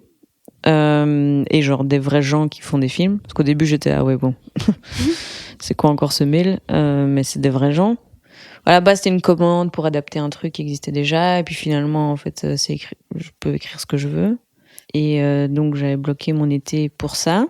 Donc, je vais lire le message que tu m'as envoyé juste avant d'aller à Berlin écrire. Oui, ce que j'avais dit. Je cite. Je vais probablement me louer un truc de fin juillet à fin août à Berlin pour sortir en rave, me faire enculer dans les chiottes et écrire un semblant de film la journée. Si à un moment, tu veux venir squatter. Oui. Ben oui, je l'ai fait. Enfin, j'ai loué le truc, mais j'ai pas vraiment écrit de film. Non, mais c'est en fait, c'est comme souvent hein, les rêves, une fois que ça devient concret, compliqué quoi. Donc je sais pas, là je suis dans le dur hein, parce que concrètement on est le 17 et c'est le 23 la deadline. Et t'en es où? Bah, je suis aux 2/3 quoi. Ça va, de toute façon, ça a toujours du retard. Oui, non, le plus dur est fait, mais bon déjà c'était très solitaire comme c'est très solitaire quoi. Toi tu bosses mieux seul ou tu préfères Ben en fait je suis en train de je me suis toujours dit que j'écrivais mieux seule, mais j'écris mieux seule dans le sens que ok je dois être seule à taper quoi, mais par contre j'écris mieux avec quand même quelqu'un. Petit ping-pong. Ouais. Et je sais pas, je me disais, ouais, j'écris bien seule, parce que genre les chroniques, ok, je les fais toute seule. Oui, mais c'est pas vraiment seule, parce que déjà, j'ai un flingue sur la tempe de c'est pour demain, c'est pour demain, c'est pour demain. Voilà, littéralement. Et puis, en plus, on m'impose un thème, et ok, c'est pour demain, donc c'est pas vraiment seul, quoi. Et tandis que là, j'ai eu 3 mois de juste seule avec moi-même, sans deadline, à part cette deadline de 3 mois, et en fait, je suis partie à la dérive, quoi. Enfin, il y a un moment dans ces 3 mois où j'ai perdu le fil de l'objectif et tu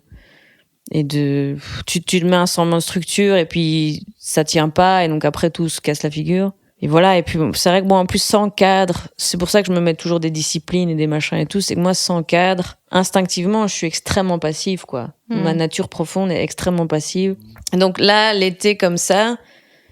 Moi, il y a un moment, je suis dans une ville, je connais personne, je finis par juste passer des journées à errer tel un fantôme et j'aime trop ça, mais ça m'a pas rendue très productive. Enfin bref, du coup, le bilan de cet été, au niveau de l'écriture, je suis très déçue de moi.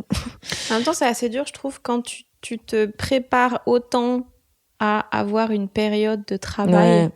Genre, t'as mis tellement d'attentes dans cette période, t'as changé d'endroit, c'est une temporalité précise, avec un début, une fin. Wow, c'est un peu comme avoir trop d'attentes du nouvel an, quoi. Ouais, oui, c'est vraiment ça. C'est ça. Et puis je crois que j'y tiens tellement que, en fait, moi, je crois que je bosse mieux sur des projets où je m'en fous un peu. Enfin, pas je m'en fous pas, mais Tant à coup, il y a tellement d'enjeux, t'as tellement envie d'y arriver que ça m'a un peu bloqué aussi. Bon, j'ai quand même écrit des trucs, mais je t'avoue que là, en ce moment, je suis pas hyper confiante de ce truc. Bon, si ce n'est que j'aimerais vraiment que ça voit le jour parce que j'aime beaucoup ce que j'ai écrit.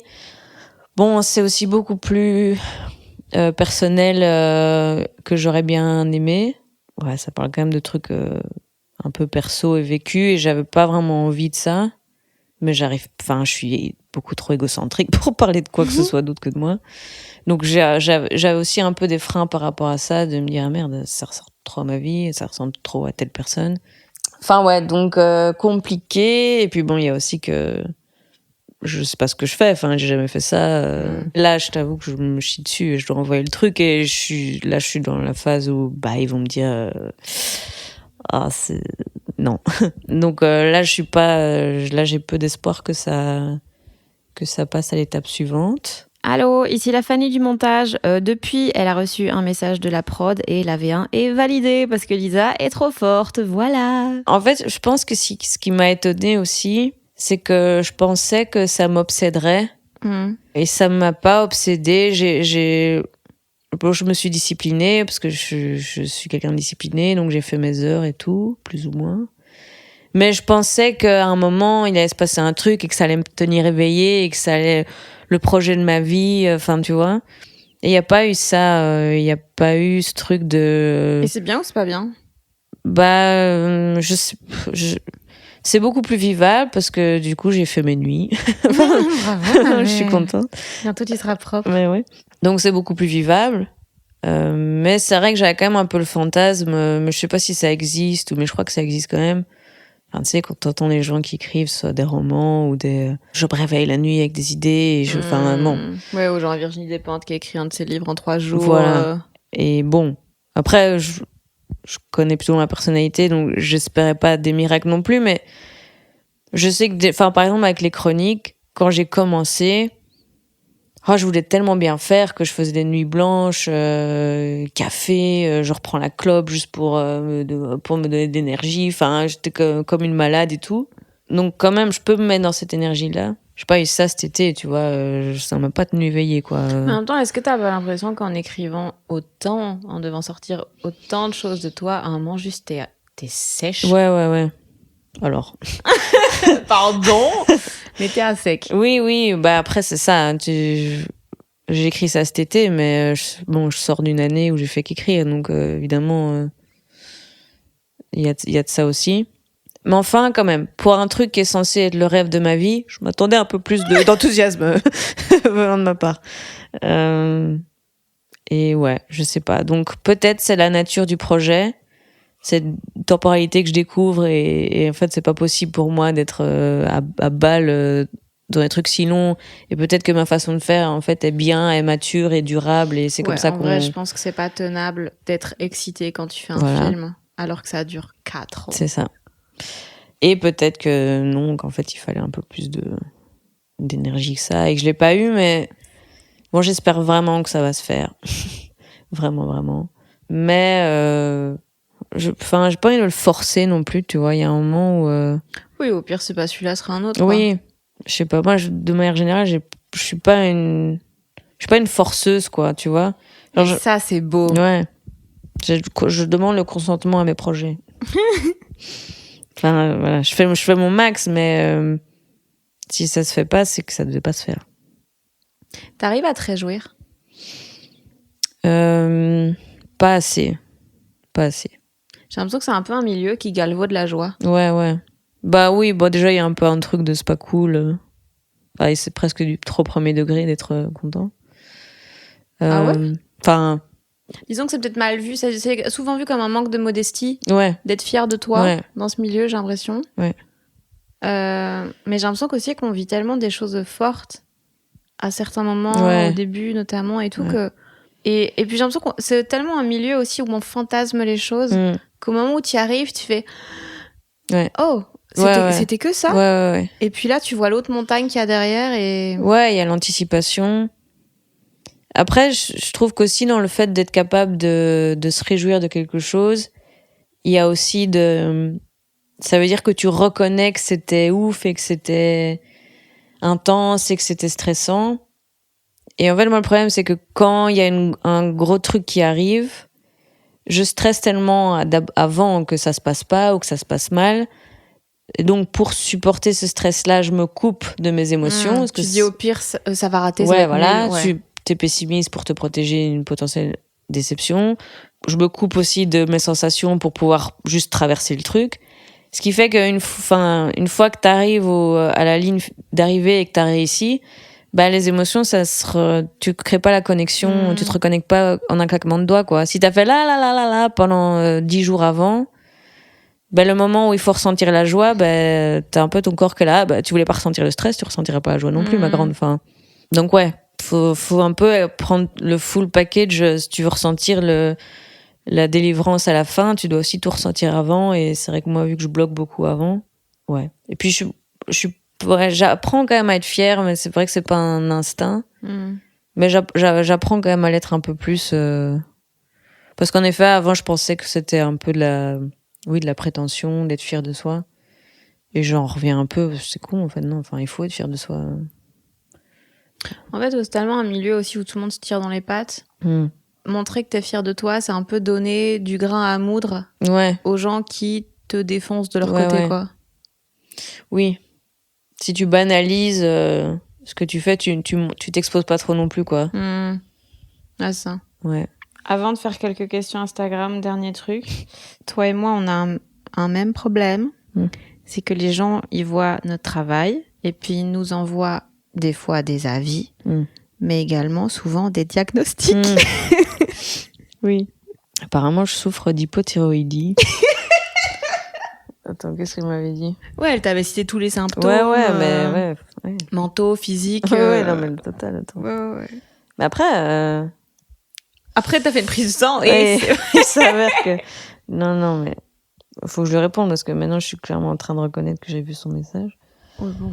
Tu lui dois rien. Non. À part 60 €. Ah, voilà. Donc, blabla. En écoutant une chronique, j'ai décelé quelques symptômes. Fatigue, dépression, ralentissement psychomoteur, constipation, prise de poids. Attends, mais...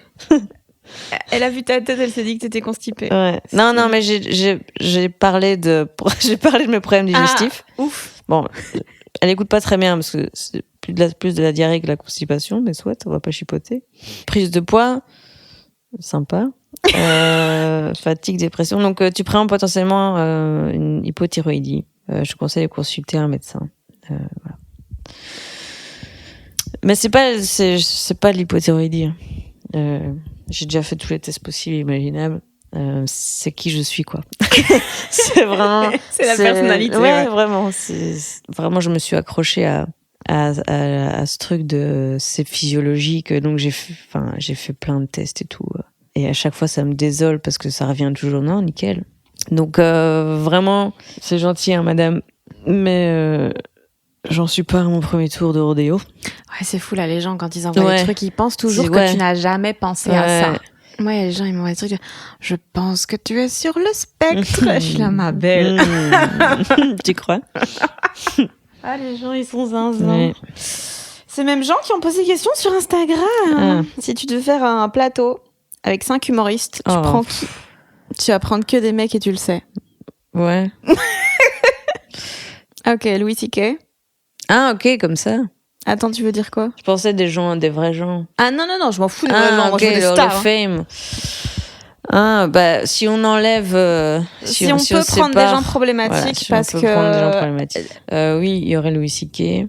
Il y aurait Doug Stanhope, américain aussi. Je mettrais Sarah Silverman. Babe. Il y aurait ce Fahine à Noir, parce que vraiment, je l'adore. Il y aurait Ranan qu'on a vu à New York, à Hirschberg. Il est mort, mais Patrice O'Neill, il a un spectacle, mais qui est un des spectacles qui m'a fait le plus marrer, mais qui est très problématique, je crois. Mais voilà. Toi, c'est ta DA un peu. Ouais. Donc il y aurait ça. C'est quoi ton plus grand plaisir? Écrire une blague, dire la blague ou répéter la blague? Quand même dire la blague. Moi, je crois que c'est la dire pour la première fois. Ouais. Et voir que ça marche. Ouais. Oh, oui. Moi, c'est bidé, vraiment. C'est m'humilier avec de nouvelles choses à chaque fois. C'est vraiment le bide, j'adore ça. Comment est-ce que tu sais que ce que tu racontes est sincère? Vertigineux comme question.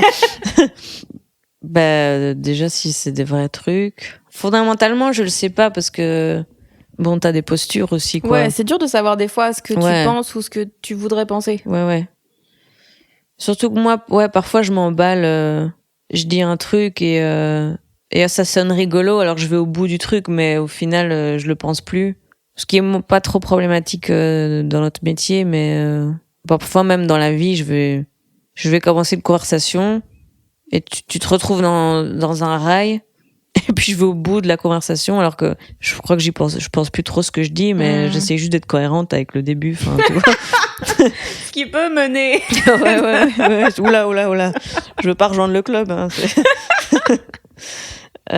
donc, enfin, oui, puis t'as des postures, t'essayes qu'on t'aime bien et tout, donc comment savoir si t'es 100% sincère. Mais quand même, moi, je pense que mon problème plus, ce serait je crois que dans l'ensemble, je suis quand même quelqu'un d'assez sincère et parfois, j'aimerais bien un peu plus cacher mon jeu.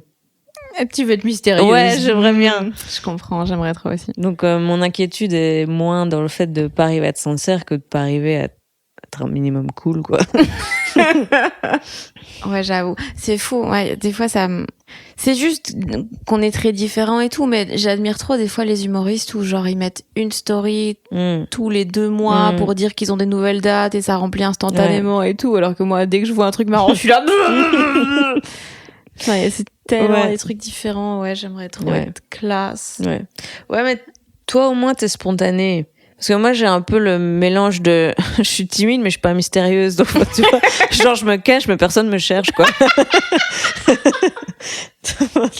Bon. Faut que je me décide, quoi. C'est vraiment genre, quand t'oublies de dire à l'enfant que cache est fini. Ouais. C'est vraiment ça. Dernière question. Si tu te retrouvais face à celle que t'étais il y a 10 ans, wow. Tu lui donnerais quel conseil? Attends, 10 ans, j'avais 22 ans. Je sais pas, je dirais fais tout pareil. Je dirais peut-être banalise pas trop les mauvaises expériences quand même. Parce que moi, je suis très je veux vivre des trucs et je pense que le négatif, il apporte des choses aussi. Ouais, c'est vrai que des fois, tu te retrouves dans des bourbiers. Ouais. Et je pense que parfois je sous-estime l'impact au long terme d'une expérience négative, tu vois. C'est pas que une expérience sur le moment, ça laisse quand même un peu des marques. Et donc je dirais, ça serait vraiment très premier degré, mais protège-toi un peu plus. Bon, déjà protège-toi. Hein. Ah oui, en fait c'est juste ça. Protège-toi. Parce que vraiment ça laisse des marques par contre. Ok, merci Lisa. Avec plaisir, vraiment. Quelle belle fin. Merci d'avoir écouté cet épisode jusqu'au bout, malgré notre absence totale d'énergie. J'espère que ça vous a plu. Lisa Delmoitier jouera son spectacle Remontada dans pas mal de villes en France, en Belgique et en Suisse durant les prochains mois. Elle sera notamment à Paris le 17 décembre et à Bruxelles le 9 janvier. En description, je mets le lien vers ses dates, vers ses chroniques YouTube et vers son Instagram. Prochain épisode des gens qui doutent dans 2 semaines. D'ici là, n'hésitez pas à vous abonner sur les plateformes de podcast et à me suivre sur les réseaux @Fanny Ruet pour être au courant de la suite. Des bisous. Et comme d'habitude, cet épisode a été mixé par le fabuleux, l'incroyable, le facétieux Maxime Wattieu.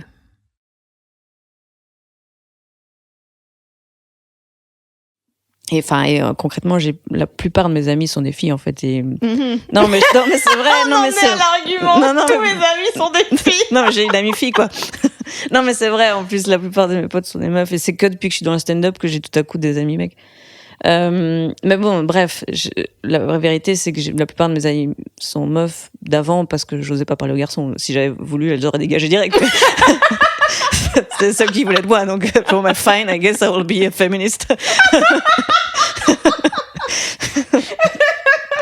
Mais maintenant que j'ai perdu du poids, je vais dégager.